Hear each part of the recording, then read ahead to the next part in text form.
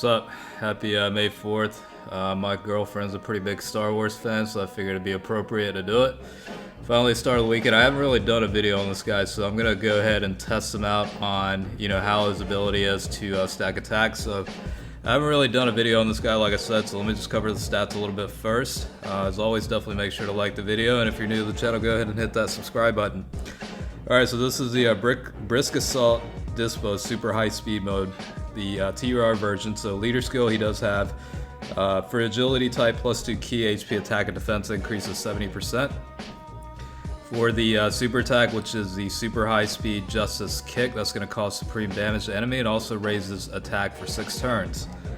The faster than sound and light is the passive skill, so that'll add at the start of each turn, it's going to add 20% toward attack, and then the chance of evading enemies attack plus 15% up to 60%.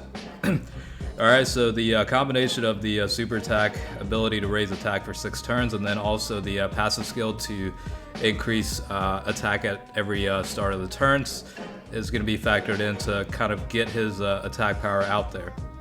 Alright, in terms of the link skill, he's got Infighter, which is going to add 10% to attack. Enemies defense minus 10%. Speedy Retribution will add 300 to attack. Shocking Speed will add +2 key. Hero of Justice will add 25% to attack. And Signature Pose also adds +2 key. Fierce Battle, 15% increase to attack. And finally, Tournament of Power will add +3 key. Again, he does fall into the Universe Survival Saga category, which is going to be the team that he's going to be on in this video. In terms of the 12 key multiplier, it is 140%. And then maxed out, let's go over the stats a little bit, I guess. HP is at 13,827. Attack will be 13,158. And defense is at 9,937.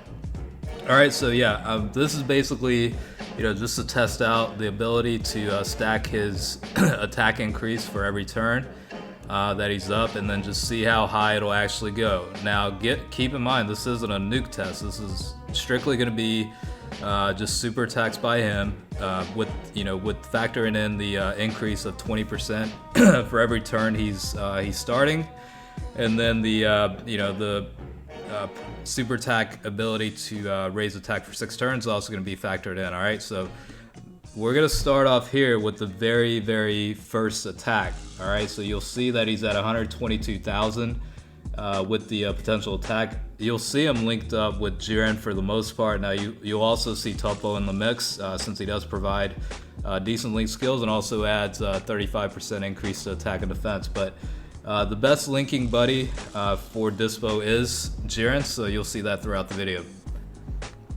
Alright, so base first attack is looking to be about 860,000. So yeah, about 733,000. So keep that in mind when you compare it toward the later portion of the video of how much of an actual increase you'll see with that ability to increase attack by 20% at the start of each turn that he's on. Alright, so this is pretty much, I think, like 15 attacks in. Let me actually pull. I actually kept notes in my spreadsheet as to his attacks. So let me just go ahead and pull this up real fast, and I'll give you a breakdown of every attack. How many attacks it took to get to that point. So you can see there, 5.4 million with the critical. So you're already seeing a substantial boost toward attack. And looking at my notes. Give me 1 second.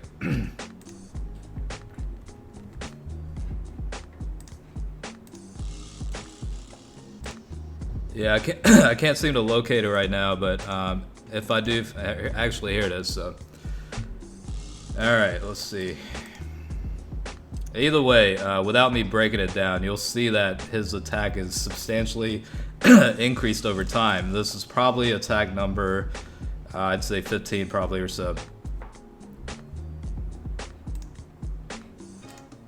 Yeah, so this is attack number 15, and he was putting out close to, I think, 7 million in damage.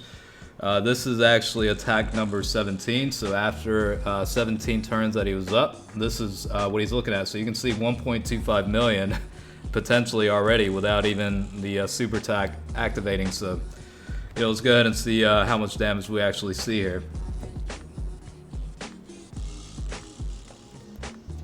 So you're looking at about 3.3 million so far. And without the critical hits for about 7.4 million. So yeah, it's a pretty substantial increase compared to 700,000 that the very first super attack was. Alright, this is going to be attack number 20. So 3 more additional attacks since the last one. Obviously, we're going to factor in that 20% each turn that he started. So, let's just keep seeing how much of a difference it'll make over the time of, every turn. Now, this is kind of like, this is on the Rose event. So, it's like unless you keep Rose alive the whole time, it's kind of hard to keep it going.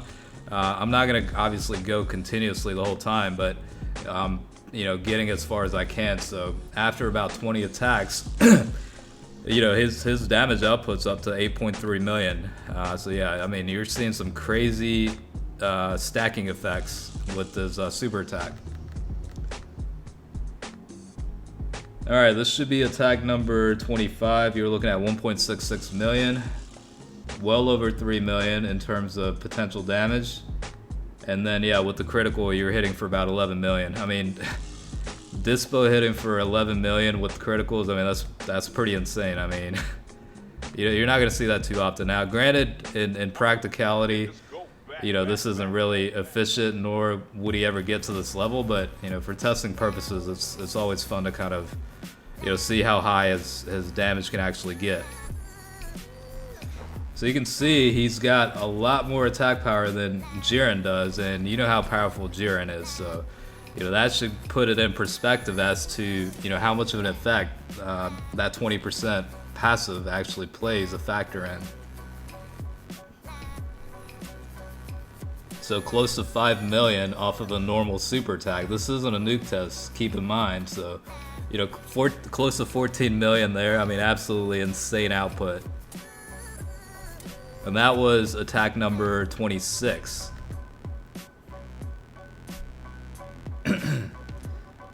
Alright, so even before the key meter fills up, it was already at 1.2 million-ish. Now you're looking at Dokkan mode. This is attack number 32. So yeah, pretty good setup. I mean, linking up with Jiren, and also Tuppo's in the mix, so providing that passive skill. So very good rotation right here, considering it's Dokkan mode. So, let's see how much damage this will actually do. So after 32 turns that he's been on, this is what his damage output will be. All right, so hopefully a critical will activate, so we see the maximum amount with this amount of turns.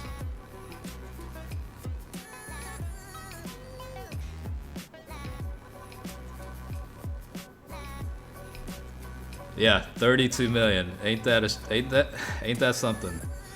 It's funny too. After 32, turns, he's hitting for 32 million. That's pretty coincidental. But yeah. All right. So I kept going. I restarted.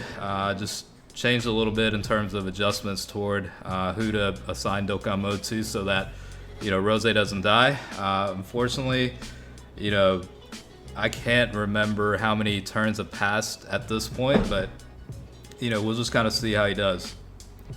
Probably, I mean, it's well over 32 at this point. It's probably close to 50. Well, probably around 40 attacks. Alright, so without the critical, he's hitting close to 14 million, and a normal attack is hitting for like 8 million. I mean, it's really insane. Alright, so this is going to be Dokkan mode again too. We're going to test this out. Pretty much the same setup, so we'll see if we can go a little bit higher than the 32 million that we saw earlier. So I'm guessing it's pretty close to about 50 turns that have passed since then. Looks to be about 6,660,000. So hopefully, yeah. Okay, with the critical, 40 million. I mean, that is insane. So, yeah, I mean, the ability to stack attack definitely plays a factor here.